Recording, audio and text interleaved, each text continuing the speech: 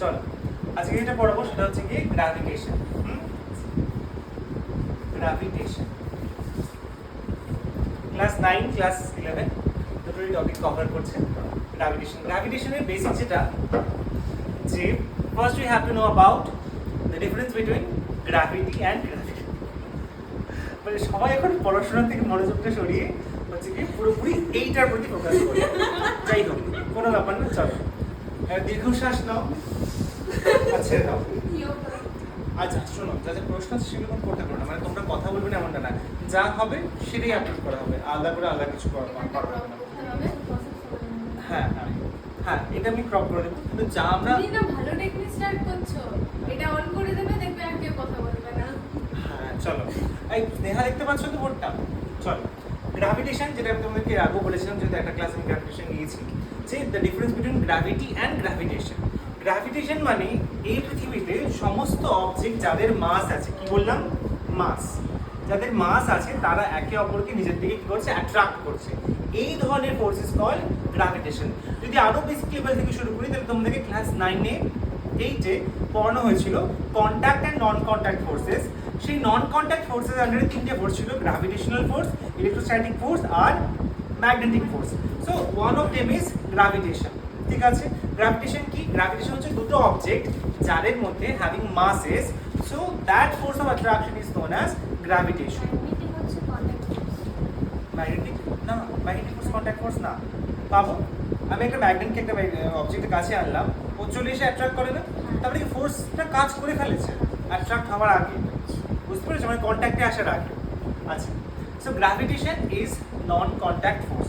Now we have to understand about the difference between gravity, the part of gravitation. এইটার একটা sub part বলতে পারি। এইটা for all objects in the universe, and gravity is basically for earth. It's basically for earth. EARTH. আমাদের কাছে জিনিসটা clear হলো না, তাই তো? যখন আর্থ কোনো অবজেক্টের উপর ফোর্স অফ অ্যাট্রাকশন দিচ্ছে, the force of attraction by earth is known as gravity. So gravity is only for earth.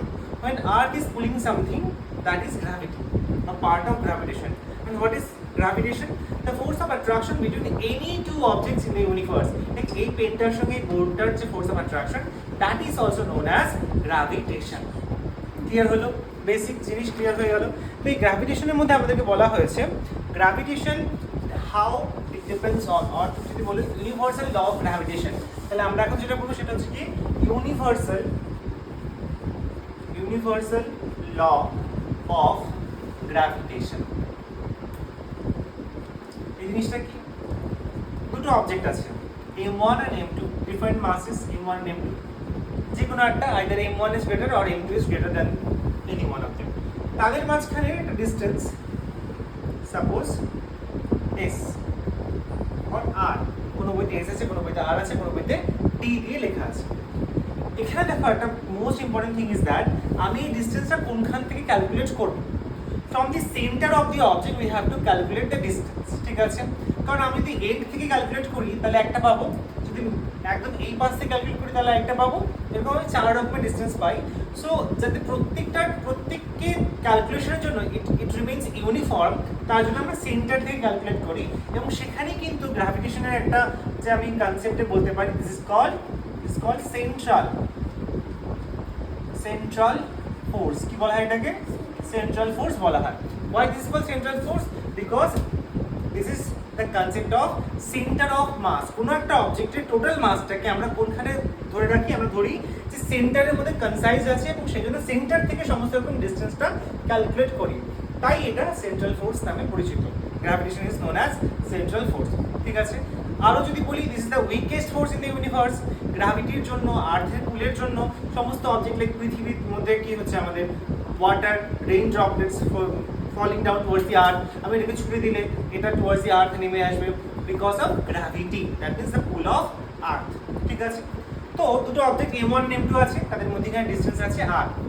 So এদের মধ্যে ফোর্স অফ অ্যাট্রাকশনটা কিভাবে কাজ করছে? the force of attraction between two objects depends on the product of the masses, that is directly proportional and inversely related with the square of the distance between them, that is a proportional to 1 m1 m2 and a proportional to 1 by r square. ঠিক আছে, এটা মাসের উপর dependent. এই ফোর্সটা কি? Gravitational force. এই দুটো অবজেক্টের মধ্যে এইটা গ্র্যাভিটেশনাল ফোর্স কিভাবে related with the distance between them. Clear? তাহলে যদি আমি এটাকে বেসিক ফরম্যাটে নিয়ে আসতে চাই, therefore F is proportional to m1 m2 by r square। বুঝলাম? তাহলে এই জিনিসটাকে আমরা যদি ইকুয়েশন ফরম্যাটে নিয়ে যাই, F is equals to একটা কনস্ট্যান্ট মাল্টিপ্লাই করতে হবে। So that constant is capital G, m1 m2 by r square. What will be the unit of gravitational force? Newton only. Newton is the unit of the gravitational force. G যেটা সেটাকে আমরা বলছি constant. এই জিটাকে নিয়ে এবার আমরা আলোচনা করব। এই কনস্ট্যান্টটাকে আমরা আরো বলি universal gravitational constant, that is G। ঠিক আছে, তাহলে এতটুকু কি শিখলাম আমরা, যে what is universal law of gravitation. দুটো অবজেক্ট যাদের মাস m1 m2 এবং তাদের মাঝে distances r, so F is equals to or related to m1 m2, the product of the masses, as well as inversely proportional with the square of the distance between them. So F m1 m2 by r square or F equals to G m1 m2 by r square। এতটুকু পেলাম এবং এটা রাখ করছি, করে নিয়ে G এর ব্যাপারে বলছি।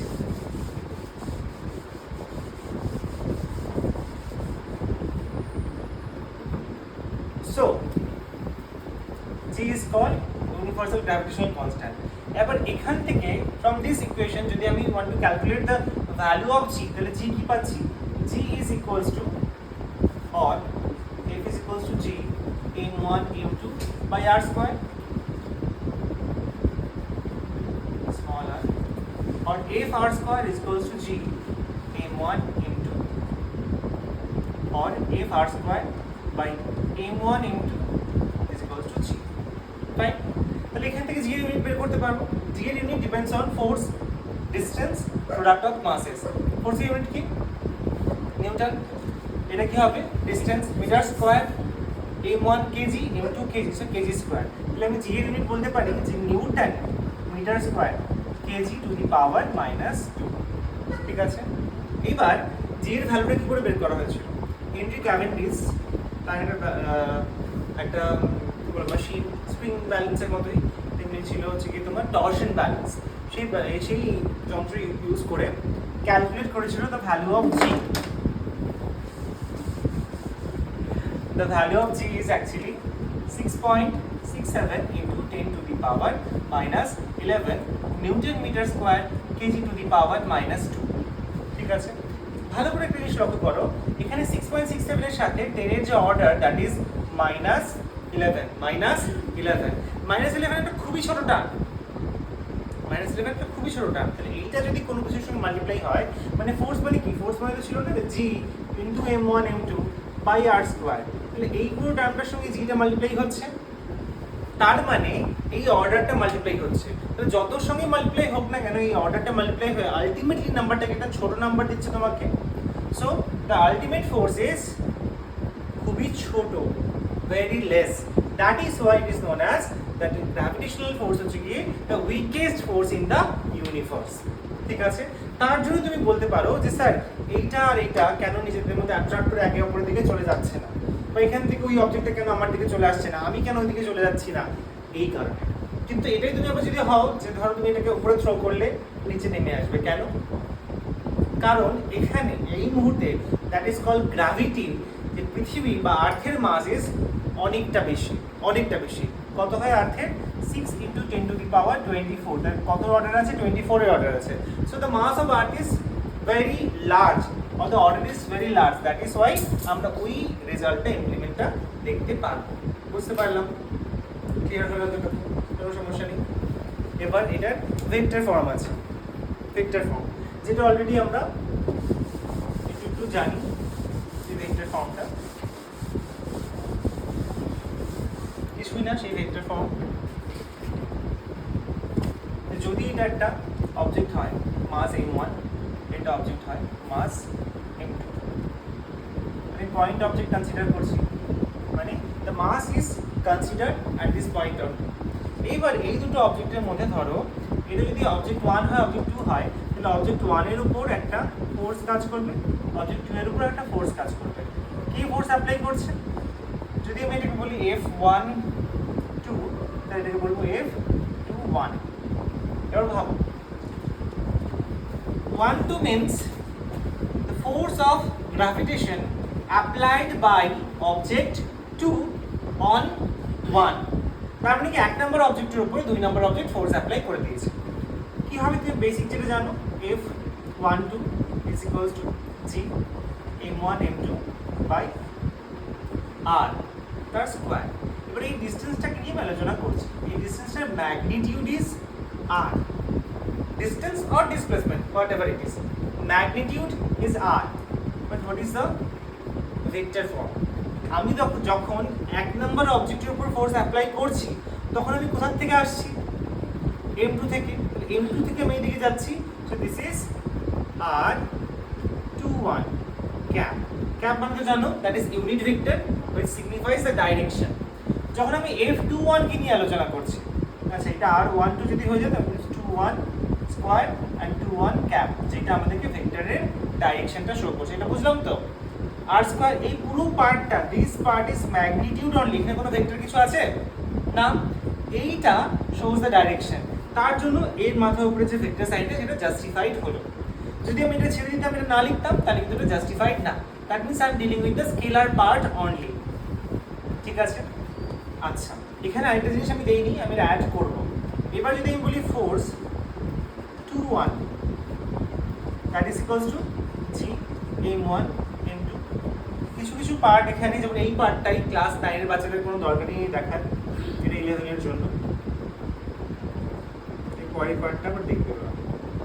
এরকম হলো r12 ক্যাপ। 12 কোনটা? এই পার্টটাকে কিন্তু আমি আবার r12 ক্যাপ বলতে পারি। মানে কি আমি এবার 1 থেকে এদিকে যাচ্ছি, 1 থেকে 2 এর দিকে যাচ্ছি। তাহলে দেখো r12 মানে তুমি r1 থেকে 2 এর দিকে যাচ্ছ এইদিকে, and r21 means m2 থেকে তুমি m1 এর দিকে যাচ্ছ, এই যে এটা। তাহলে কি they are having opposite direction। এইটাকে সিগনিফাই করার জন্য তোমার এই দুটো ফোর্সের মাঝখানে একটা কি হয়, মাইনাস সাইন দেওয়া হয়। এইটা এর অপোজিট তাই মাইনাস সাইন, এইটা এর অপোজিট তাই মাইনাস সাইন। কিন্তু তুমি যখন লিখবে যে f12 that is equals to minus f21, মানে একটা আরেকটার অপোজিট, একটা ফোর্স আরেকটা ফোর্সের অপোজিট ডাইরেকশনে কাজ করছে, but the magnitude is same. Clear? So যদি আমি শুধু ম্যাগনিটিউড নিয়ে ডিল করতাম, the radius, the distance between them is r only, কিন্তু ডাইরেকশন নিয়ে r21 ক্যাপ r12 ক্যাপ, এটা ভেক্টর ফর্ম। ঠিক আছে, বুঝলাম? হয়ে গেছে? আচ্ছা, এইবার এই যে জায়গাটা আমি দেখাচ্ছি, এটা ক্লাস 9 এর জন্য একদম বেসিক জায়গা থেকে ক্যালকুলেশন করা। তোমাদেরও সেমভাবে তোমরা ক্যালকুলেট করতে পারো, অসুবিধা নেই। তো ধরো একটা অবজেক্ট আছে, এটা যদি আর্থ হয়, তোমাদেরও এইভাবেই এটা ক্যালকুলেশনটা হয়। এটা আর্থের radius, the mass of earth is capital M, the radius is capital R. Suppose an object is there on the surface of the earth whose mass is M. তাহলে এই অবজেক্টটাকে যদি ও গ্র্যাভিটেশনাল ফোর্স দিয়ে অ্যাট্রাক্ট করে, so what will be the value of the force?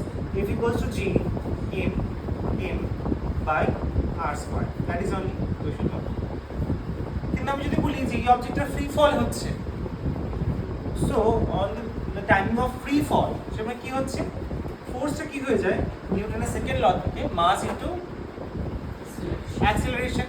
এবার free ফলের সময় কোন ধরনের অ্যাক্সিলারেশন কাজ করে? Gravitational acceleration. তাহলে মাস কি অবজেক্টের m and gravitational acceleration is small g। তাহলে কি হলো, F equals to mg। তুমি এটা ইকুয়েশন 2 পেলে।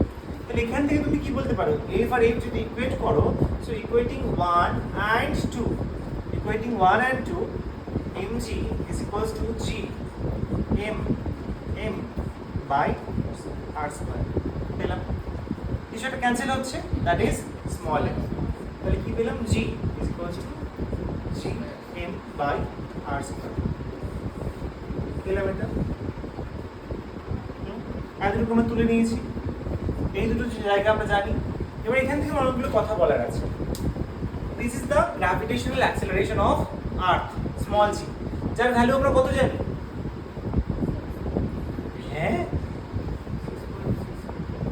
আরে ওটা তো capital G 6.67 into 10 to the power minus 11 তো ক্যাপিটাল জি এইটা কত গ্র্যাভিটেশনাল অ্যাক্সিলারেশন কত আমাদের 9.8 তোমার কত আমার কত কেন তোমার মাস আমার মাস same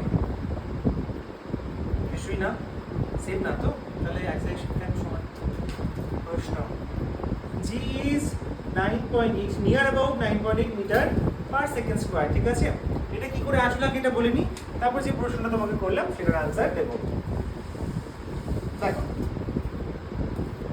this is the actual equation of gravitational acceleration তাহলে g equals to কি হচ্ছে তোমার ক্যাপিটাল G 6.67 কোনো কোনো বইতে 7 ও লেখা হয় 10 to the power minus 11 into the mass of earth is 6 into 10 to the power 24 kg divided by radius the radius of earth is 6.4 into 10 to the power 6 তার whole square so after calculation we got the value 9.8 meter per second square তাহলে ছোটবেলা থেকে যে আমরা শিখেছি শিখে বড় হয়েছি acceleration is 9.8 সেটা কি করে আসলো এই করে আসলো এটা কিন্তু আমরা কখনো ভেবে দেখিনি টিচাররা বলেছে আমাদেরকে আমরা সেটাকে বেদ বাক্য মনে করে মুখস্থ করে দিচ্ছি ঠিক আছে তাহলে কেন আমরা 10 ইউজ করি আমরা বলি না আমরা স্যার 10 ইউজ করব ক্যালকুলেশন ইজি হয়ে যায় এটা অ্যাকচুয়ালি 9.8 না 9.8 থেকে স্লাইটলি লেস ঠিক আছে এটা অনেক বড় ভ্যালু সে অ্যাপ্রক্সিমেশন 9.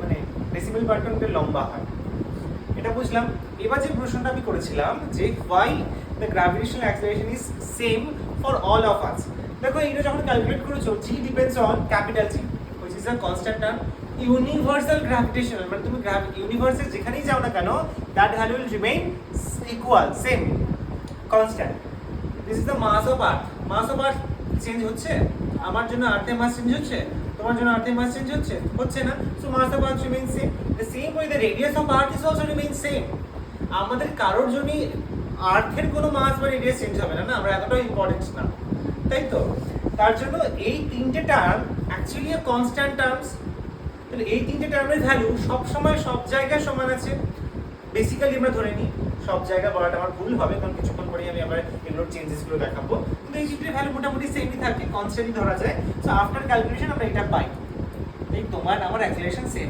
আরেকটা পয়েন্ট এখানে যে তোমার মাসটা ছিল স্মল এম সেটা তো ক্যান্সেল আউটই হয়ে গেল তাহলে আলটিমেটলি ওর কোনো ডিপেন্ডেন্সি নেই মানে ওর কোনো ইনফ্লুয়েন্সই নেই অ্যাক্সিলারেশনের উপর বুঝতে পারলাম খুব ইম্পর্টেন্ট একটা প্রশ্ন ক্লাস 9 তো আসেই আসে 11 অনেক সময় চলে আসে এই কনসেপ্টটা আমরা বুঝলাম এবার আমরা যেটা শিখবো সেটা হচ্ছে কি ধরো আমাদের এই যে গ্র্যাভিটেশনাল অ্যাক্সিলারেশনটা শিখলাম গ্র্যাভিটেশনাল অ্যাক্সিলারেশন যে শিখলাম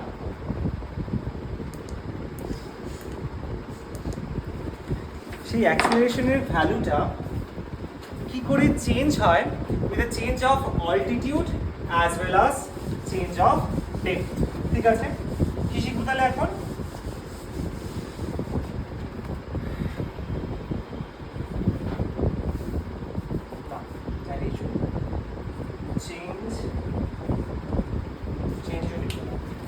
dependence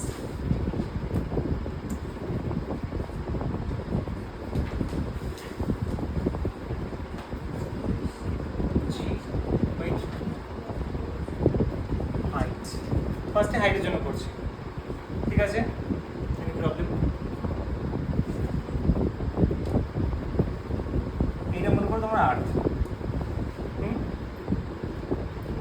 আর্থে এটা রেডিয়াস এটা আর্থের রেডিয়াস এটার মাস এম তুমি যখন আর্থের সারফেসে মনে করো এখানে ছিলে তোমার মাস স্মল এম তো তোমার অ্যাক্সিলারেশন কত g equals to g m by r square এটাই শিখেছি তো আমরা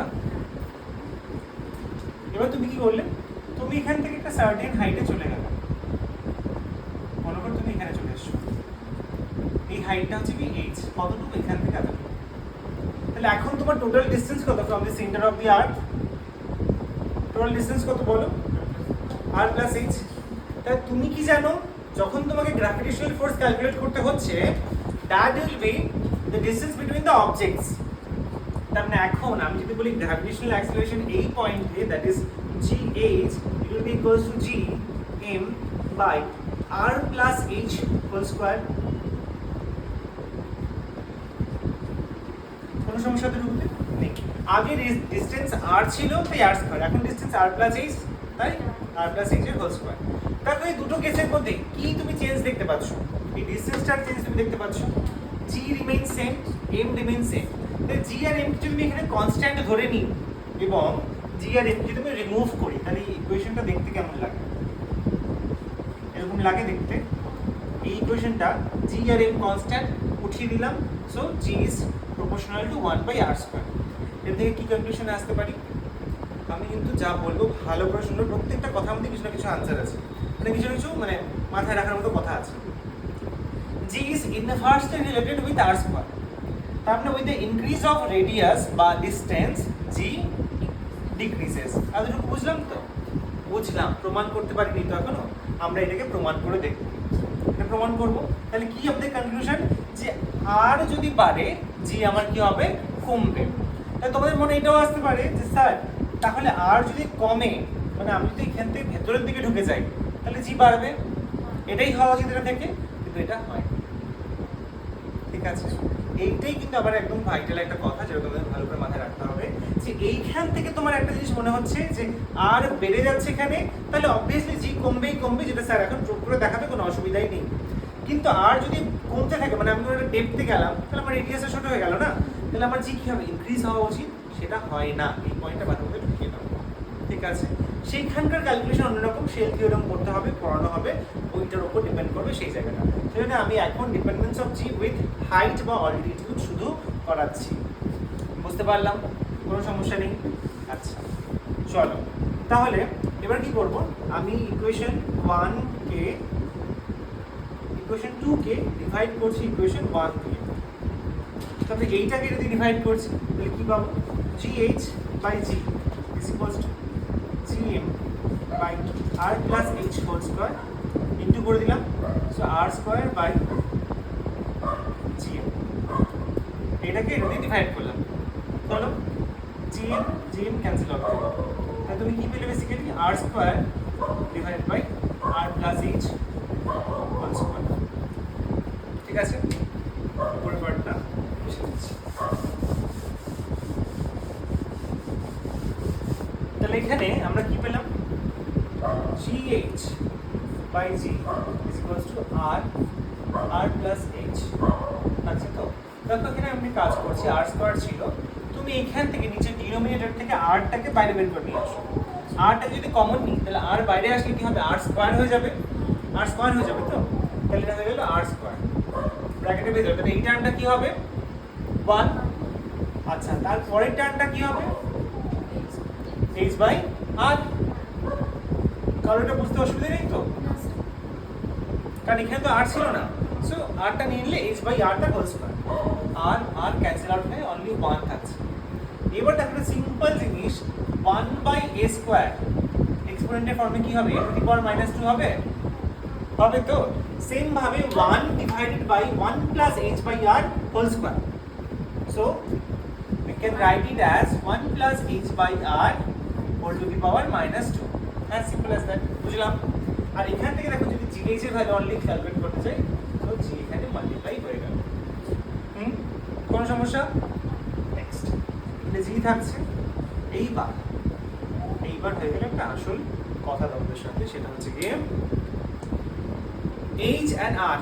now compare h and r is the radius of the earth, যার ভ্যালু 6400 কিলোমিটার। কত? 6400 kilometre. and h is a certain height from the surface of the earth, যেখানে একটা অবজেক্টকে আমি নিয়ে যেতে পারবো, যেখানে ও গ্র্যাভিটি ফিল করতে পারবে। বেশি উপরে নিয়ে চলে গেলে ও আর গ্র্যাভিটি ফিল করতে পারবে না, তাই তো? তো তুমি যদি এখানে কম্পেয়ার করো, h is very very less than r, h r এর থেকে অনেকটাই ছোট হবে। এতে বুঝতে কারো সমস্যা আছে? বলো। বুঝতে পারবে না যে h এর হাইটের কথা বলেছে, রেডিয়াস বুঝলাম 6400, কিন্তু h এর জিনিসটা h একটা হাইট, যেহেতু তুমি অবজেক্টকে নিয়ে গেছো, কোন লেভেল থেকে কোন সারফেস থেকে কতটা হাইটে নিয়ে গেছো, দ্যাট ইজ h। তুমি কতটা নিয়ে যেতে পারবে? যতটা অ্যাটমসফিয়ার আছে, তাই তো? তার বাইরে কি যেতে পারবো আমরা? কেন পারবো না? তাহলে গ্র্যাভিটি ফিল করতে পারবো না। কিন্তু তার কম্পেয়ারে আর্থের রেডিয়াস অনেক অনেক অনেক বেশি, দ্যাট ইজ 6400 কিলোমিটার। সো সেখান থেকে বলতে পারি H is very very less than radius of the earth, capital R, তাই তো? সো এইচ বাই আর মানে ছোট নাম্বারকে বড় নাম্বার দিয়ে ডিভাইড করছো, you will get a less number, তাই তো? তার আবার পাওয়ারে আছে কত? -2, মানে একটা minus negative number. So ultimately you will get আরো ছোট নাম্বার। তো ম্যাথসের একটা রুল এখানে এরকম যদি আসে এরকম ফরম্যাটে, যেটা -2 যেটাকে বলে বাইনোমিয়াল এক্সপ্যানশন, সেখান থেকে আমরা কি করি, যারা ম্যাথস নিয়েছো তারা জানবে, এই -2টা will be multiplied with the numerator of this, ঠিক আছে? এইরকম ভাবে কি বলে এটাকে, বাইনোমিয়াল এক্সপ্যানশন। যেখানকার নেগেটিভ টার্মটা যদি নেগেটিভ পাওয়ার থাকে সেটা তার আগে এখানে মাল্টিপ্লাই হয়ে যায়। তাহলে তুমি আলটিমেটলি কি পাচ্ছ, g1 -2h/r, এটা পেলে তো? এটাই পেলে তো?